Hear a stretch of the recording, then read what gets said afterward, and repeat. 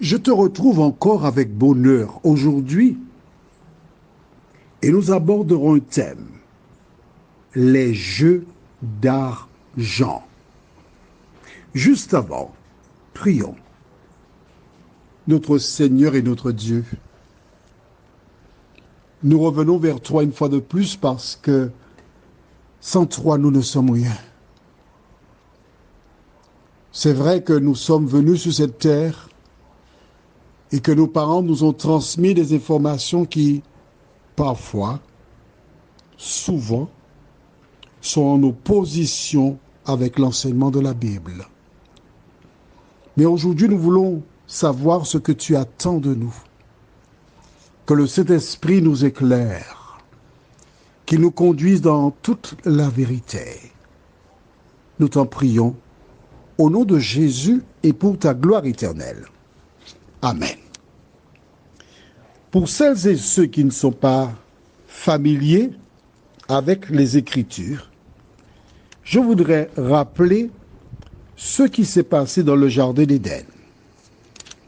Dieu avait donné un ordre à Adam et Ève, à savoir de ne pas manger le fruit de la connaissance du bien et du mal, ce fruit qui était au milieu du jardin. Car le jour où il le consommerait, l'homme deviendrait mortel. Ils ont succombé à la tentation. Et lors d'une rencontre avec Dieu, le Créateur fit cette déclaration que nous trouvons dans le livre de Genèse, chapitre 3. Et je lirai à partir du verset 17 jusqu'au verset 19. Genèse 3, versets 17 à 19. L'occasion donc pour toi d'écrire la référence dans ton cahier de 300 pages. Genèse 3, versets 17 à 19. Nous lisons. Il dit à l'homme, puisque tu as écouté la voix de ta femme, et que tu as mangé de l'arbre au sujet duquel je t'avais donné cet ordre, tu n'en mangeras point. Le sol sera maudit à cause de toi. C'est à force de peine que tu en tireras ta nourriture tous les jours de ta vie. Il te produira des épines et des ronces, et tu mangeras de l'herbe des champs. C'est à la sueur de ton visage que tu mangeras du pain jusqu'à ce que tu retournes dans la terre d'où tu as été pris, car tu es poussière et tu retourneras dans la poussière. Rappelle-toi de la fin du verset 19, car tu es poussière et tu retourneras dans la poussière. Dieu a dit à l'homme qu'à partir de ce moment, c'est à la sueur de ton front, c'est-à-dire que tu devras travailler, transpirer afin de te nourrir. Mais chaque fois que Dieu dit quelque chose, le diable propose le contraire.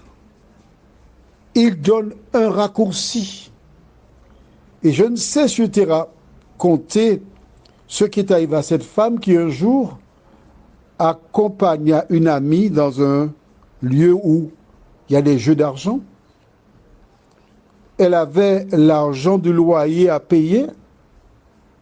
Et quand elle est entrée, elle a entendu des sous qui tombaient, cling, cling, cling, cling, cling, cling, des gens qui gagnaient. Elle s'est dit, mais pourquoi ne pas essayer de gagner? Elle a pris une certaine somme du montant du loyer. Elle a joué. Elle a gagné. C'est si beau. Elle continue de jouer. Et dans un laps de temps relativement court, elle a perdu le montant du loyer. Que faire? Le mois suivant, quand son époux lui donne le montant du loyer, elle s'en va, je vais payer. Et elle décide de retourner jouer pour gagner suffisamment afin de payer le mois dû et le mois qu'elle doit payer. Malheureusement pour elle, ça fait 2 mois dépayé. Vois-tu, la voie de la facilité est diabolique. Dieu a établi des normes ton devoir consiste à respecter les normes. Toutes les fois qu'on te propose un raccourci, sache que c'est une situation difficile. Qu'est-ce que Dieu dit par rapport aux pronostics et autres? Lisons d'abord au livre de Lévitique, chapitre 19, versets 1 et 2. Lévitique 19, les versets 1 et 2.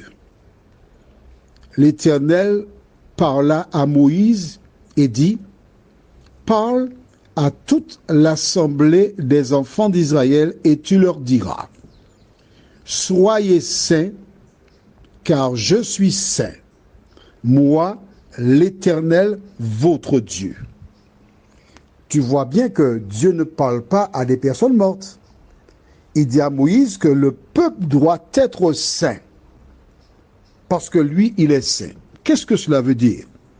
Rappelle-toi, quand Jésus inculque à ses disciples à prier, il dit quoi? Notre Père qui est aux cieux. Si Dieu est le Père des chrétiens, et Dieu est saint, les chrétiens sont appelés à être aussi des saints. D'accord? Alors, dans ce chapitre, tu trouveras beaucoup d'ordres, mais arrêtons-nous dans un premier temps au verset 26. Vous ne mangerez rien avec du sang. Vous n'observerez ni les serpents, ni les nuages pour en tirer des pronostics. Waouh! Tu te rends compte? Déjà en ce temps-là, les gens regardaient les nuages, les serpents et tiraient des pronostics. Quand Salomon déclare « il n'y a rien de nouveau sous le soleil », nous voyons que tout ce qui se passe existait déjà. Au même chapitre 19, allons verset 31. « Ne vous tournez point vers ceux qui évoquent les esprits, ni vers les devins, ne les recherchez point, de peur de vous souiller avec eux, je suis l'Éternel, votre Dieu. » Alors dans le TikTok, voici quelqu'un qui, en manipulant de l'argent, donne les chiffres pour gagner au loto. Mais est-ce que l'enfant de Dieu va jouer à un jeu où on gagne de l'argent? Jamais. Parce que Dieu déclara, c'est à la sueur de ton front que tu dois manger. Même si les autres le font, toi, tu es un enfant de Dieu. Tu ne peux pas suivre l'exemple des autres parce que ton exemple, c'est Jésus. Je t'invite à prendre la Bible et tu verras que toutes les fois que Jésus a mené des actions, il n'y avait rien laissé au hasard. Mais ce sont des choses qui étaient normales. Allons au chapitre 20, verset 6. Si quelqu'un s'adresse aux morts et aux esprits pour se prostituer à eux, je tournerai ma face contre cet homme. Je le retrancherai du milieu de son peuple. Tu entends ça? Si tu vas vers qui? Vers ceux qui s'adressent aux morts, des kémoiseurs, et aux esprits. C'est une forme de prostitution. Pourquoi c'est une prostitution? Tu es censé être l'enfant de Dieu. Tu fais partie de l'Église de Dieu qui est l'épouse de Jésus. En laissant Jésus pour aller vers quelqu'un qui pratique les œuvres du diable, tu commets une infidélité et tu te prostitues. Alors, que feras-tu à compter d'aujourd'hui? J'en sais rien, mais tu as la connaissance. Prions. Seigneur, nous te remercions pour la parole qui nous indique comment nous devons vivre, ce que nous devons faire pour jouir de la paix, du bonheur. Merci pour la parole. Merci pour tes bienfaits. Merci pour la grâce. Merci pour le salut. Merci pour la vie éternelle en Jésus-Christ. De nous aider jour après jour, Seigneur, à vivre pour toi. Et que le Saint-Esprit nous dirige dans toute la vérité. Permets que tes enfants réalisent que l'ennemi a placé de nombreux pièges devant nous, mais qu'il est de notre devoir de lire et d'appliquer la parole dans nos vies. Merci de nous entendre et de nous diriger. Nous t'avons prié au nom de Jésus et pour ta gloire éternelle. Amen. Que l'Éternel continue de te bénir.